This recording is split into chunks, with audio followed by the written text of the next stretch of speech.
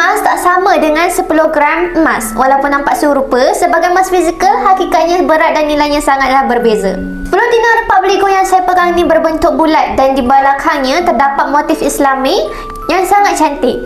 Berat keseluruhan 10 dinar ni adalah 42.5 gram, iaitu 4 kali ganda lebih berat daripada 10 gram emas. Sementara itu, 10 gram emas Republic Gold pula berbentuk segi empat dan ada dengan dua rekaan yang menarik, iaitu desain bunga emas yang berwarna biru dan taifuk berwarna merah.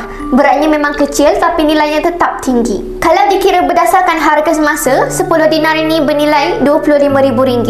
Manakala 10 gram emas ini pula sekitar RM6,000. Besar juga bezanya kan? Apa yang kita boleh buat dengan emas-emas ni? Satu keping 10 dinar sudah cukup untuk menampung kos majlis perkahwinan yang sederhana. Dua keping 10 dinar pula boleh dijadikan sebagai deposit rumah yang bernilai RM500,000.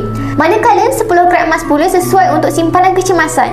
Jual sedikit demi sedikit bila perlu, sebab nilainya kecil dan mudah untuk dicairkan. Namun, yang paling penting bukanlah jumlah gram ataupun dinar yang kita ada, tetapi matlamat simpanan emas kita. Emas adalah alat untuk kita capai kestabilan kewangan, bukan sekadar hobi mengumpul. Di Republic Gold, tuan-puan boleh menyimpan tanpa charge tersembunyi dan tanpa komitmen bulanan. Tuan-puan hanya perlu konsisten menyimpan sedikit demi sedikit melalui akaun Emas Gap sampailah capai matlamat kewangan tuan-puan. Nak mula menyimpan emas untuk diri sendiri, pasangan ataupun anak-anak tuan-puan, boleh tekan link di bio saya ataupun boleh rujuk video saya untuk daftar akaun emas secara percuma. Saya akan bantu tuan-puan sebaiknya. Mulakan hari ini dan biar emas bekerja untuk masa depan tuan-puan. Follow kami rapat-rapat untuk ilmu emas dan kewangan. Masa!